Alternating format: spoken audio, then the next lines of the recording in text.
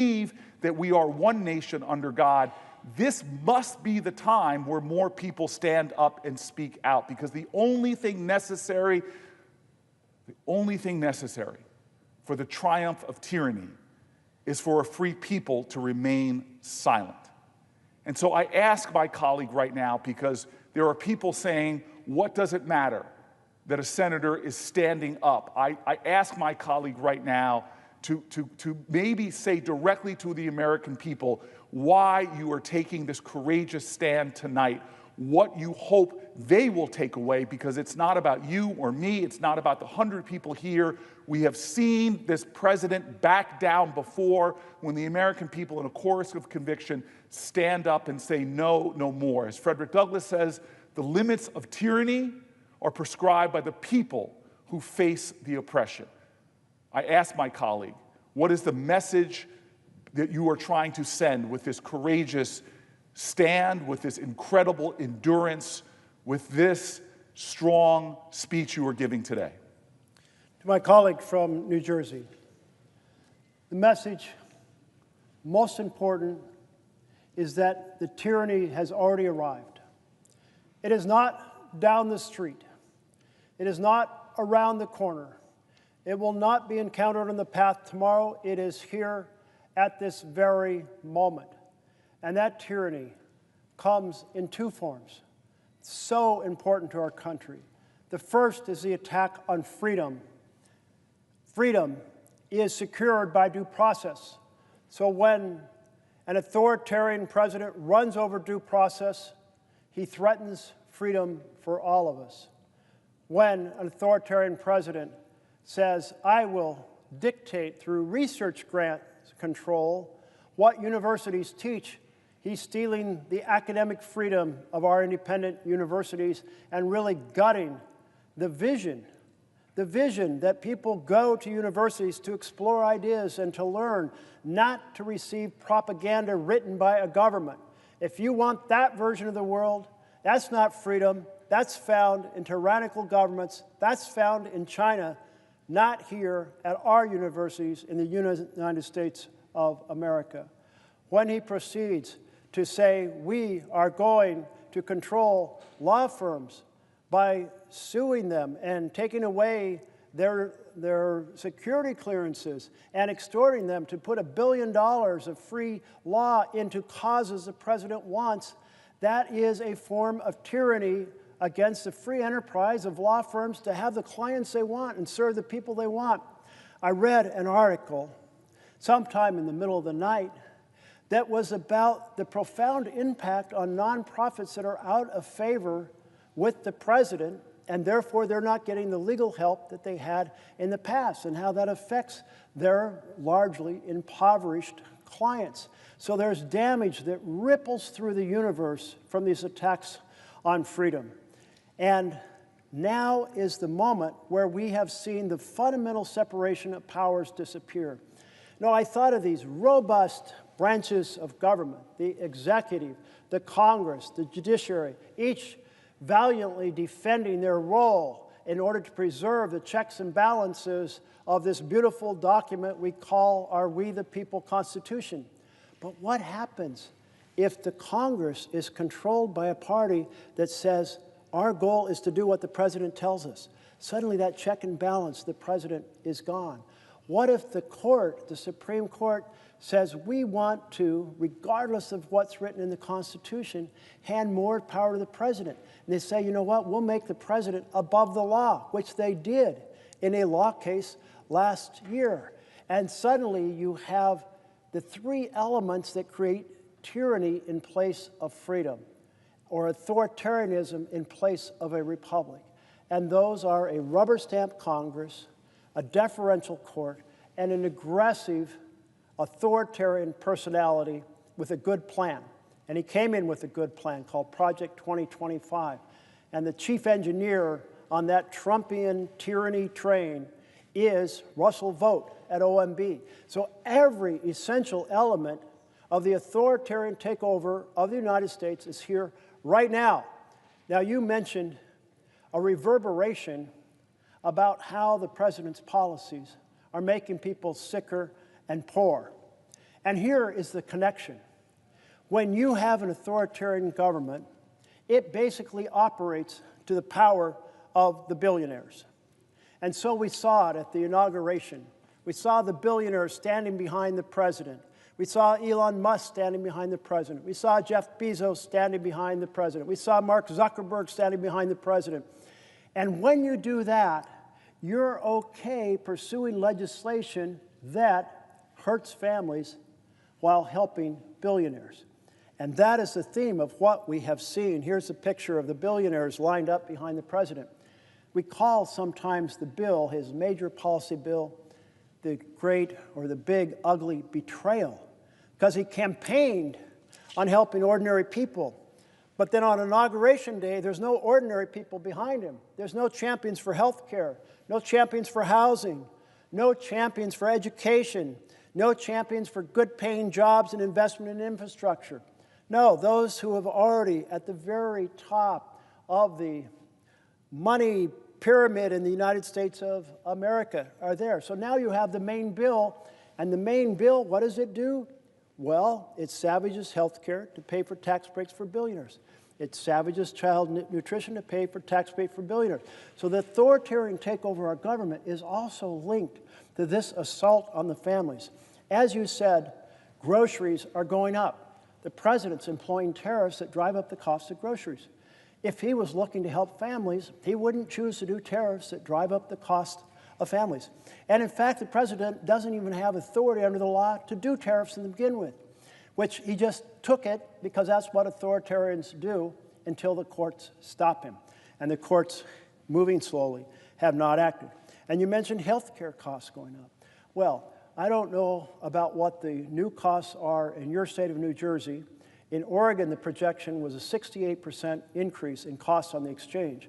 But nationwide, 114% average, meaning Oregon, well, as much as we're shocked by 68% inflation in health care policies, well, nationally, it's more than doubling. So think of all the people who will be unable to acquire insurance. And that's just a piece of the big, ugly betrayal bill, because then you get into the fact that they gutted Medicaid, the Oregon health plan. 70% of the children in rural Oregon are on the Oregon health plan. Think of the devastation when 235,000 Oregonians are projected to lose health care. And what happens when they get sick and they don't go to the hospital because they don't have insurance? So then they get sicker, and when they do go to the hospital, it's the emergency room. And maybe the modest health problem has become a major health problem. Maybe the diabetes that easily controlled has become a foot amputation or an eye problem, an eyesight problem. Maybe the cancer has grown or spread around the body. So not only is an illness more expensive to treat, but the odds of recovery are worse, and it's being treated in the most expensive part of a hospital, the emergency room. And then, because there's no insurance to pay for it, the hospital or clinic gets less revenues, and then they have to shut down programs or shut down completely, and then we have less health care for everyone in the community. And then you mentioned utilities, and I was just fielding a question from our colleague from Minnesota, and she said, what about that $8 billion attack on energy projects in blue states? Energy projects that would produce renewable energy that often, at utility scale, is 2 cents per kilowatt hour. My bill in Oregon is fairly cheap compared to the nation. I think it's 12 to 14 cents per kilowatt hour. I'm guessing yours is a lot higher than that. So if that utility can buy energy at 2 cents per kilowatt hour, your bill's going to go down. But I'm pretty sure your bill's going up because of the policies of this administration.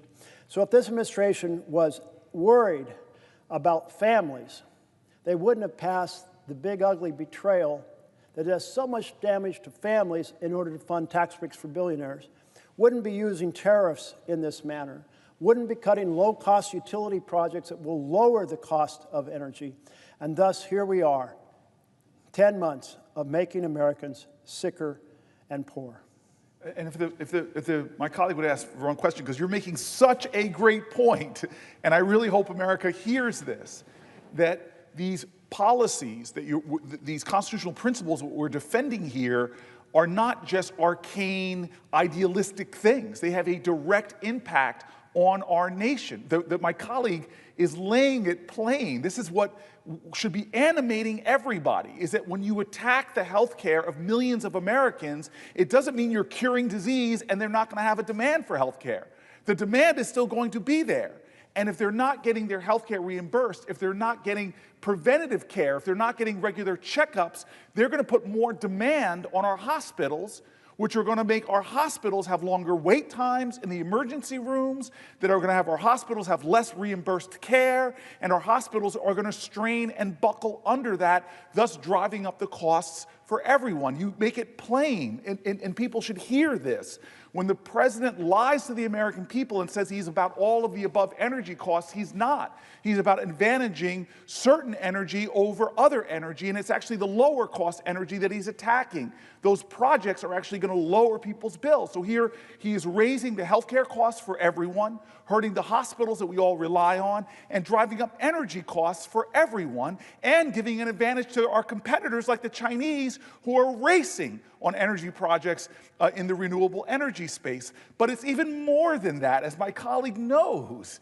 When you have boneheaded attacks on our Constitution, as opposed to going through Congress where there's deliberation and debate, you are actually raising costs in other ways too. As my colleague knows, Americans right now are seeing the investments that we make that return for the taxpayer significant returns in science and research. We are a nation that has exploded industries that the rest of the world is trying to catch up to us. We are the nation that invented so many great things by funding research, basic research and technology. And so attacks on universities, where they are now reporting less postdoc programs, less PhD programs, less research going on in America, you are ceding the pathway to human endeavor. You're closing it off. As my colleague was saying, attacks on universities, making them come and bend a knee. Those universities are saying, no, I will not bow to you, you are not my king. And then that king, wannabe king, cuts fundings to our greatest research institutions, not in America, the greatest research institutions on the planet Earth that have spawned new innovations, from quantum computing to fission and fusion, to robotics, to medical sciences. When you cut off the resources to those things, you are starving the goose that has been laying the golden egg for human endeavor, for industries and more. It has a cost when a president goes rogue and does what he wants to do. It has a cost, not just to our liberty, when you make universities, when you make businesses, when you make law firms bow before you or be punished by you. It has a cost to our liberty, but it also has, as you are saying so plainly, what most Americans are saying over and over again, is it has a cost financially to American families who are right now struggling. As you have said time and time again over these last dozen-plus hours, Americans are hurting. Americans are afraid. Americans are worried that they're going to get a diagnosis from a doctor that's going to drive them to bankruptcy. Americans don't know how they can take care of a sick child and pay the rent. And this is directly being attacked by a president who is doing things that are driving up their energy costs, who are driving up their medical costs, who are driving up their grocery costs, and who's failing to make the investments that keep America ahead of the competition we are seeing in places like China. It is boneheaded. It is financially imprudent. It is hurting America as well as our constitutional framework. The genius of our founders in this great experiment that is now 250 years old, that has put us at the top of all of humanity in innovation, in human success, is now being jeopardized after 250 years by a president who is claiming authorities that the Constitution and our framers never intended to rely to be in the executive. And so God bless America. My colleague from Oregon is giving a master's class today a master's class now for 14 plus hours, closing in on 15, a master's class in helping people understand not just constitutional principles, but how all of us are invested in this Constitution, how all of us are invested in making sure that nobody steps outside of those constitutional authorities, because when it does, we have seen what has happened when McCarthyism rose. We have seen what's happened when demagoguery trumps common sense, common cause, common purpose, and a shared devotion to that flag. And so I ask my colleague right now, we haven't even had a year of this president, and we have watched things happen where this body has not even called an oversight hearing, when our very national security was in jeopardy, when you have Americans at the highest level of our Defense Department using a commercial app with reporters on it to release classified information. We didn't hold one oversight hearing. When we took the extrajudicial step to blow up speedboats, there has been no oversight into that claimed attack on people that were allegedly smuggling drugs. We are constantly not doing our job, which is not a partisan one.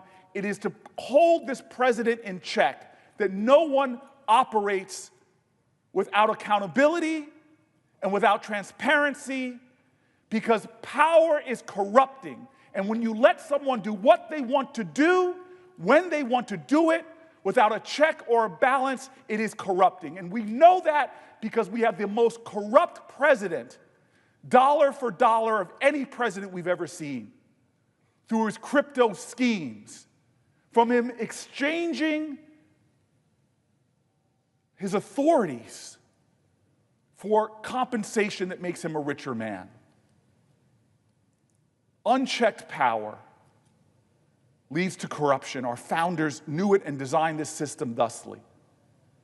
And so I ask my colleague now, that sense of urgency of a president who has been in office nearly 10 months, if my colleagues in this body do not start standing up and doing their job, holding hearings on his tariff policy, holding hearings on his agricultural policy, holding hearings on his healthcare policies, and I say that generously because they're not policies, they're not thoughtful, they don't reflect the wisdom on both sides of the aisle. They are hurting people.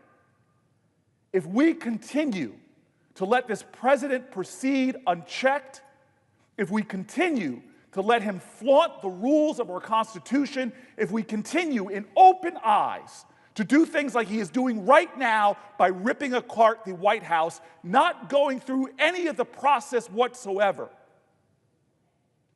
that is literally contrary to the laws of what the people's house, not Donald Trump's house, the people's house, if we continue to let him go in this way without checks or balances, I ask my colleague, what are the consequences that you fear might happen in the next 10 months where this president, who wants to be an autocrat, is in the White House?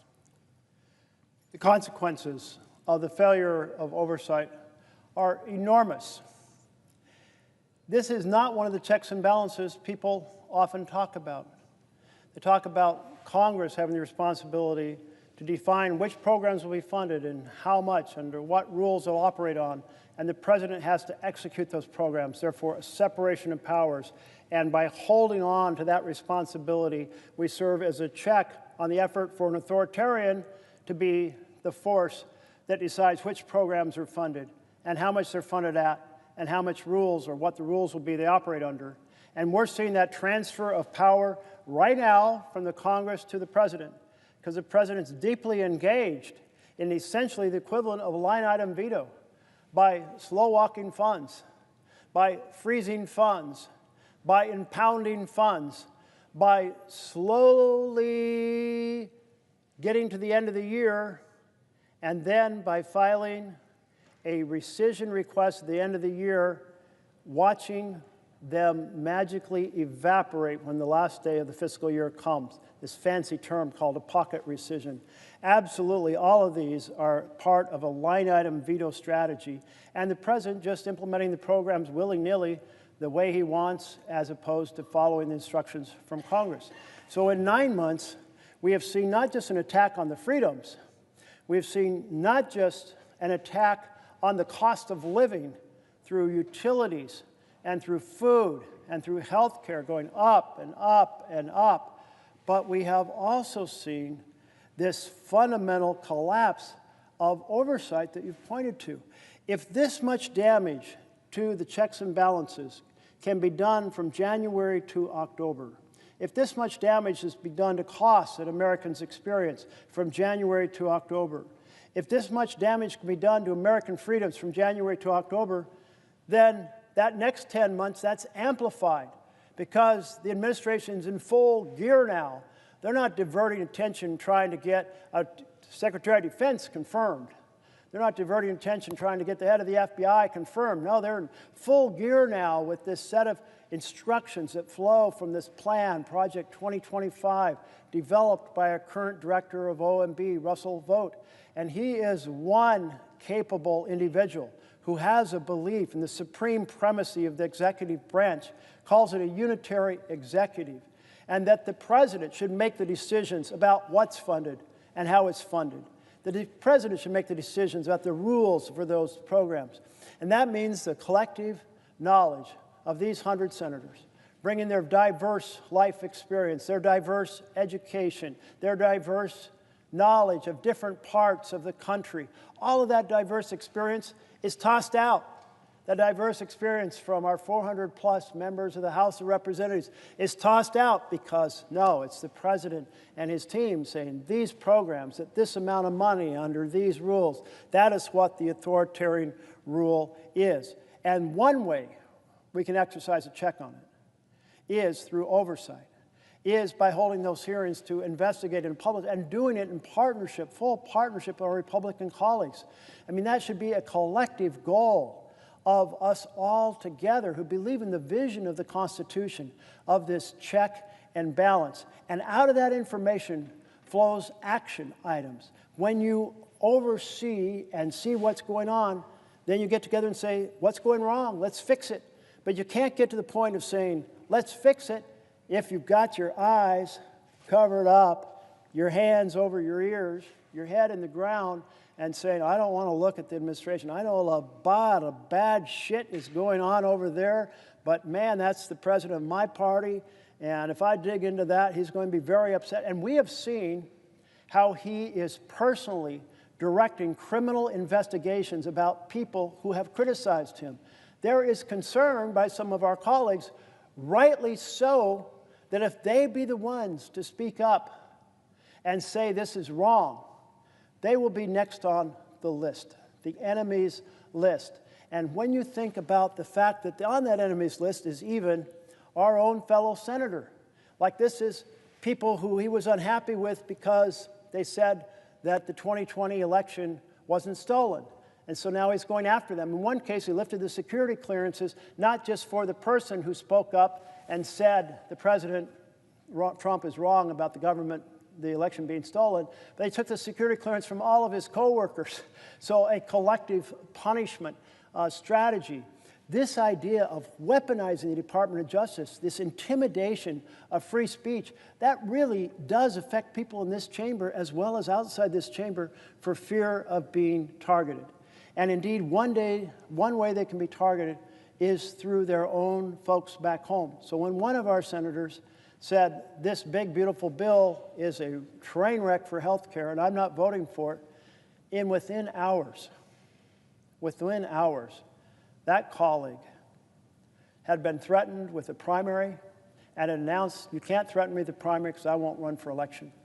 Everyone else looks at that and goes, that's the power that is being brought to bear to create a failure for there to be oversight, for there be people speaking up, because I know across the aisle as many people care about the vision of our Constitution and our responsibility to stay in that framework for our freedom, for our financial success, far into the future for the generations to come. I know they care about it, but right now, they're looking, we've got a powerful executive who can bring the world down on me. And I'm hoping somehow we will have a few courageous folks to be at the front of the line and say, I'll take the hit. I'll stand up and say what everyone else is saying privately, that this is outrageous, an outrageous attack on freedom, an outrageous attack on the structure of our Constitution, an outrageous increase in the cost for ordinary families, that the vision of families lose and billionaires win is wrong for the people that I represent in my home state, regardless of it being blue or red, that the idea that health care is being slashed for tax breaks for billionaires is wrong, that nutrition programs are being cut for tax breaks for billionaires is wrong. We need our colleagues to join us in this effort so it is not partisan, it is bipartisan, and we're standing up for the core principles on which our country was founded. I thank so much my colleague from New Jersey. And I see my colleague has arrived from Illinois. I want to thank, through the chair, I want to thank the senator from Oregon for his leadership in bringing this issue before us. We have something in common. Both of our states are facing militarization from the federal level of government. Nominally in Chicago, the president argues that the city is unsafe. I watched this last Saturday as 100,000 people gathered for the No Kings rally and parade, a peaceful, nonviolent gathering of Americans expressing their constitutional feelings and right to express themselves in this republic. I know that you're facing the same threat in the state of Oregon, and recent court decisions seem to suggest that there's more time in the courtroom ahead. I would just say to the senator from Oregon, thank you for leading this conversation. There are so many aspects of this presidency that you could address. And I'd like you to address, if you will, this militarization issue. We have carefully crafted in our existing laws prohibition against the use of military force for law enforcement. It makes sense on its face because these men and women, as good as they are in National Guard units around our country, are not trained primarily in law enforcement. Theirs is a much different type of training. And secondly, to overcome state and local sources of law enforcement is a major constitutional step. And yet this president has initiated it in my state of Illinois, in your state of Oregon, and in the state of California. Would you address this aspect of your comments this morning? My colleague from Illinois, I so appreciate the question. And certainly you feel it very personally when the target of the president's militarization or the sending of the military into our states is your own state. And you see it with very clear eyes because you go and visit it and witnessed and you understand what's going on. And I know in my state, I went down and I saw these 3 women protesting outside of the ICE building. I think they had a sign, I think it had a flower on it. And since that time, what has developed are a demonstration of joy and whimsy, And what I mean by that is I mean the protesters understood that Trump was trying to start a fight and then a riot and then have that riot be a justification for federalizing the National Guard. And so we had many steps in this process. The first is, he said, I'm going to federalize the Oregon National Guard, and Oregon Attorney General appealed it, and the district attorney, not the district attorney, the district circuit judge, district judge, proceeded to say, wow, the administration's description of what's going on is untethered to the facts. This is not a rebellion. There is not an invasion, so no, you can't federalize. That's a test in the law. And a very similar decision, I think, was reached by a district judge in Illinois. And then it went to the circuit court. And the circuit court in Illinois, my understanding, is they backed up the district judge and said, yep, no rebellion, no invasion, you can't federalize. Well, in Oregon, the administration took another tack. They said, well, okay, we can't federalize the Oregon troops, but we will send in troops from Texas, or National Guard troops from Texas and California that have already been federalized. And the district judge in Oregon said, no, I'm sorry. Once federalized, it's not like you can just travel through the countryside doing whatever the hell you want. You have to have a rebellion or you have to have an invasion, and you have neither. So no, you can't come. But here is what really worries me about this.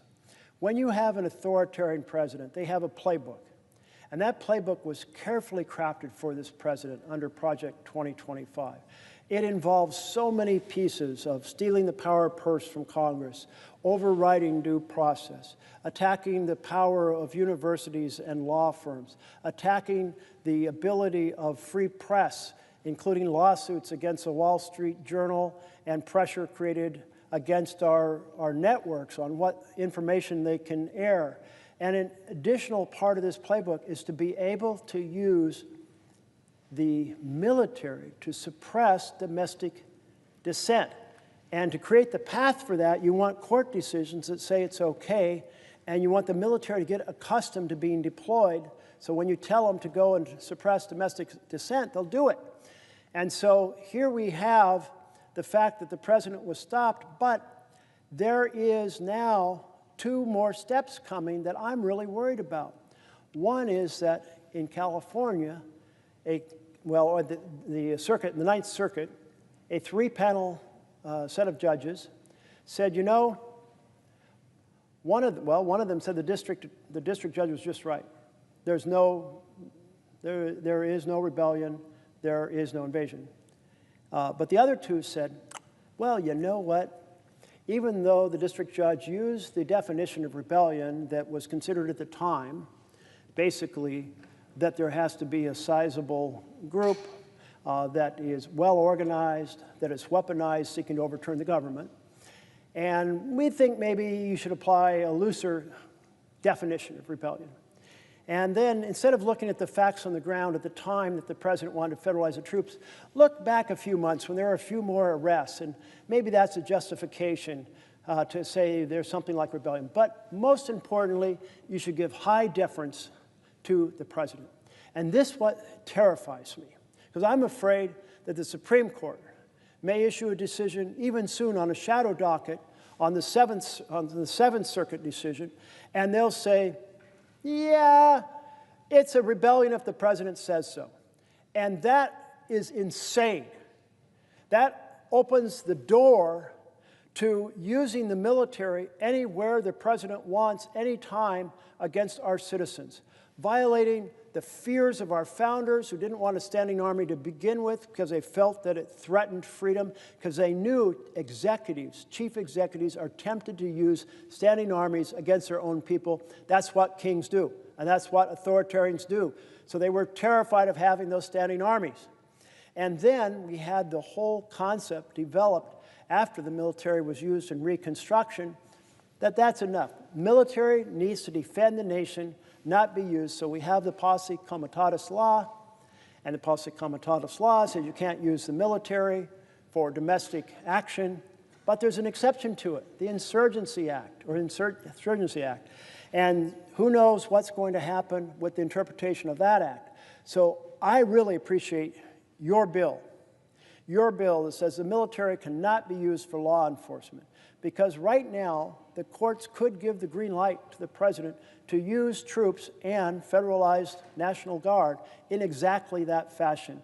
And we need to close that avenue down and do it fast, because we got an authoritarian president bent on being able to use military against the people of the United States. If the senator from Oregon would yield for another question.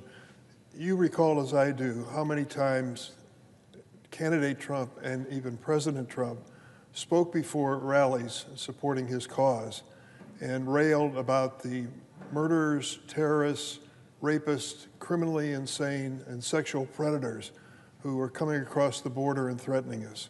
And his argument was that it was that fear of criminal activity by them that warranted his federal intervention in many states, including our own. I just wanted to give one example that is timely and tells the story. First, let me say that fewer than 30% of the people who are being detained by ICE, fewer than 30%, have any criminal conviction whatsoever. These people may be here out of status. For example, they came in on a student visa and stayed when they should have left, or came in here in a tourist visa and stayed when they should have left. But to brand these people that are being detained now in the streets of Chicago, for example, as criminals, violent criminals, as the president described them, is totally unfair. I tell the story of a church that I visited just a few days ago in Chicago, Christ Lutheran Church on Wilson Avenue in the Albany Park section, which is a largely Hispanic section of the city of Chicago. The pastor of that church, Tom Terrell, told me that after his service a few days before, it ended at noon, and as his parishioners were leaving to walk home in the neighborhood, as they do every Sunday, ICE arrived in an unmarked truck and stopped this gathering of his parishioners and started questioning them and asking them for identification and papers. This is becoming common in Chicago. When others noticed it, they came to their front porches and out their front doors and started blowing whistles to let people know that ICE was in the neighborhood conducting this. ICE panicked and as a result of it threw down a tear gas canister in front of these people who had just come out of church and then got in their unmarked vehicle and left. This kind of activity is far beyond protecting us from the most dangerous criminals who might have come across the border in times past. It is an intimidation and an effort to have people so afraid that they will either not participate in the economy, that they will not be going to church, and many of them are afraid to send their kids to school. Where is this leading and why? I'll tell you, I think you share from what you said, the senator from Oregon, my feelings that this is not the end of it. It isn't a temporary thing. It is a long-term commitment by the president to militarize neighborhoods, particularly those in blue states and cities like Chicago. And what is the purpose? Not just to spread fear, but when the election comes, which is another few months away, of course, but when the election comes, to discourage people from voting in those neighborhoods, if not disqualify them. Does that sound like an outlandish idea from a president who refused to accept the fact that he lost an election? It doesn't to me, and it becomes a reality every time I come home. This president argues that there are dangers in the streets of Chicago. 2 weeks ago, the streets were overrun by 53,000 people who didn't live in Chicago. It's called the Chicago Marathon, and they had 53,000 participants and their supporters. A calm, peaceful, quiet, great day in the history of Chicago. And for him to characterize this as a criminal city and one that needs military occupation is totally unfair and doesn't reflect the reality. This last Saturday, as I mentioned, over 100,000 people gathered without violent incident. And a reminder that cities like that that are being besmirched by the president are still solid places to live, with their challenges and problems, of course. But beyond that, it certainly doesn't merit the military presence the president is suggesting. So I'd ask the senator from Oregon, do you feel that there is a long-term plan to this militarization by the presidency? Well, to my colleague from Illinois, the answer is absolutely yes. The president, as you mentioned, campaigned on the argument that there were violent criminals and they were going to be sent home, who were here without documentation. What we have seen is a wholesale attack based on people's accent and the color of their skin. And in fact, if I understood a recent court decision, he was given some permission to continue targeting people because of their skin color or their accent. And the idea that as we go around America, and we're mostly a few generations removed from being immigrants, more recent immigrants are going to have accents, and we have worked towards the vision of being a race-neutral society, that people are now being allowed to be targeted by ICE because of their skin color. It just is, to me, a horrific embedment of discrimination. And I think that the president intends to pursue this aggressively for every moment that he possibly can, as long as he is in office and beyond to the degree that he can help drive future administrations. We saw it through his entire first administration. My first real involvement over the immigration began when I read a speech by our then Attorney General who said, what we're going to do is separate the children from the parents and send the message that you don't want to come to America. And I said to my team, I'm sure I didn't read that correctly. I'm sure I didn't understand that correctly, because no American administration, not a red administration, not a blue administration, would ever deliberately harm children in order to send some political message. And a member of my team said, well, there's one way to find out. You can go down to the border. And I thought, you know, I've got this weekend free. So I went down to the border, and it's how I became the first member of Congress to go into a warehouse at the border and see the children being taken away from their parents.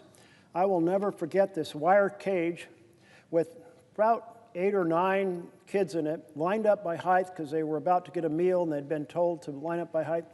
And the youngest was just knee-high to a grasshopper, you know, basically tiny little guy, maybe 4 or 5. And I could see these kids looking through the wire screen, trying to see if they could see their aunt or uncle or their father or their mother or their sister in some other cage in this big warehouse. And I walked outside and talked to the press about it and was just stunned. And I think the nation was stunned. And the president formally reversed that policy a bit of time later. But he never reversed the drive to attack people based on their skin color. Who do we see he wants to allow a free pass into the United States? Basically, a wealthy white population from South Africa. And they're some of the most privileged population in the world. But the president says those are the folks. And remember his comments from his first term, where he said he really wanted people from those kind of Scandinavian-style companies. So I do feel that he wants to pursue this aggressively throughout his administration, and we are going to see a lot more terrorized neighborhoods. I thank the senator from Oregon. Thank you. I see that my colleague from Washington State is here. Would she consider, I would welcome a question if you have one. Mr. President, I rise to ask the senator from Oregon a question. I appreciate my Northwest colleague being here to bring attention to these important issues. And so much has transpired in the last few weeks, and so I just appreciate the fact that you are trying to bring part of the awareness. If we made a long list, there'd be many, many things here in this list of authoritarianism that we do not like, and appreciate you bringing specific attention. Although I do find some musings that people find a bicycle protest somewhat threatening, which it's just not you know, we're kind of famous for our bicycle events in Northwest, so don't know why somebody finds that threatening when the authoritarianism is really the threat. So, but I have been so involved with my colleague Senator Grassley in making a really important point, and that is the president is abusing his power on tariffs. When you think about the actions of proposing tariffs, this is exactly why people said we don't want kings to have this authority. Why? Because it's such an important constitutional authority given to Congress. It is not something that we think that the president of the United States should have to usher in economic impact in this dramatic way. And the IEEPA tariffs, the lower courts have already said, yes, we don't think that he has this authority. He's been abusing this authority. Now he's going to try to say there's other emergency powers, and hopefully the courts will continue to do their job. But when I think about all of the things he's done, and lots of them are big issues, to me, this one, to basically wield an economic impact on the cost of affordability for Americans, for housing, for food, for transportation cost, a whole myriad of things, when it's only the authority of Congress to do this, I think of how big this economic stick is that he is wielding. So all we've said here collectively, bipartisan group of senators, is that you should, if you think these things are so great, you should come to the Congress. But the constitutional authority is that only Congress has this authority. So I think it's a very dangerous precedent. I think it, you know, in a global economy with a lot of economic activity to be had, I don't think it's a good idea to have somebody in the office of the presidency acting as if these tariff policies are their domain. And clearly, the cost of this on goods and services, particularly those that are really, really hurting us, like I said, affordable housing and things of that nature, are really the impacts. And I don't know to what degree, sorry to say I didn't stay up with you and watch all night, so I don't know what degree you covered tariffs, but I don't know what you think about this particular point in this debate of yours about the authoritarian power and how much is being abused on tariffs.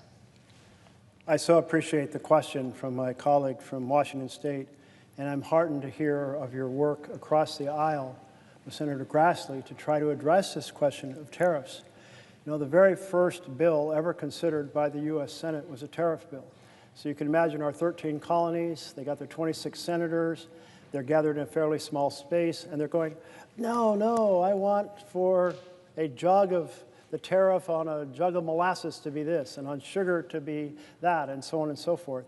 And over the course of 3 weeks, they reached agreement on a couple hundred products, and the one person who kept notes through this whole thing, a daily diary, got frustrated by, oh, well, now we're going back to the same product we considered 3 days earlier. But in 3 weeks, they considered a whole lot. But the point is, it was Congress that was deciding the tariffs.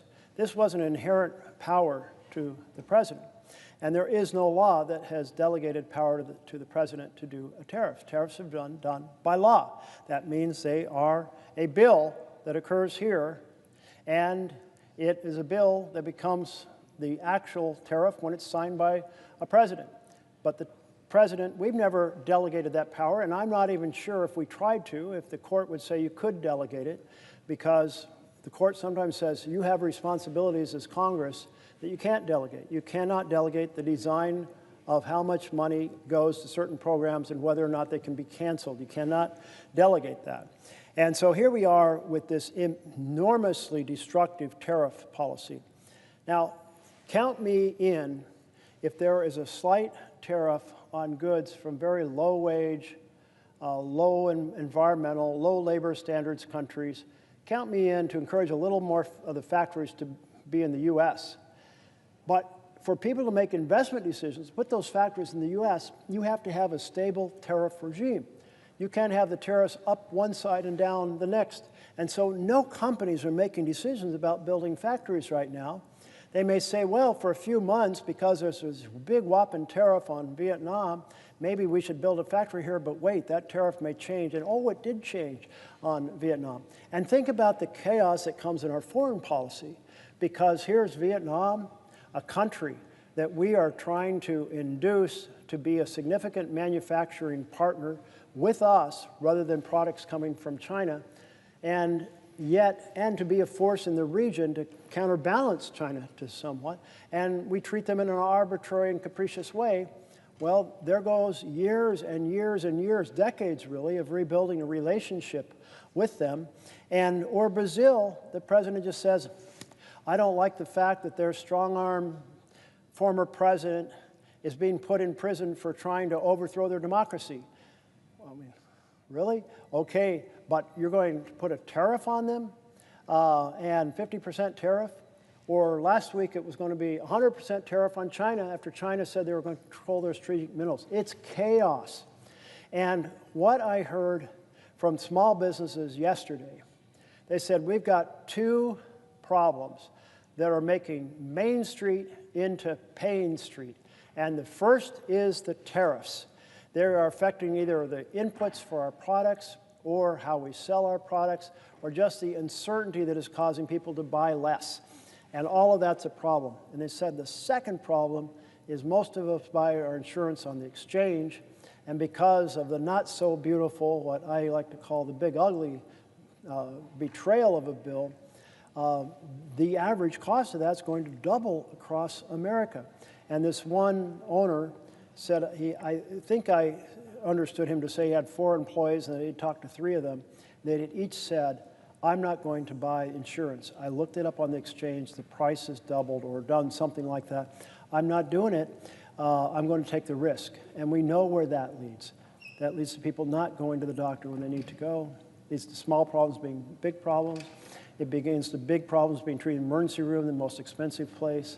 So I do think the tariffs are absolutely, we need to reclaim that power here in Congress and being rationality and a theory behind it, a theory that will help make America more prosperous, but not this crazy fluctuating up and down that leaves everybody struggling to know what plant should they grow in their field, what product should they produce in their factory, should they produce more, should they warehouse them, or should they shut down? I mean, no one knows. Mr. President, if I could. The senator from Oregon, if he had time for another question on this point, you know that the Pacific Northwest is a big export economy. We have many ports. People may not know, but we probably export a significant amount of soybeans. And I don't know if the senator is aware that this is a crisis now. These growers, particularly in the Midwest, are on their heels over this. This is having huge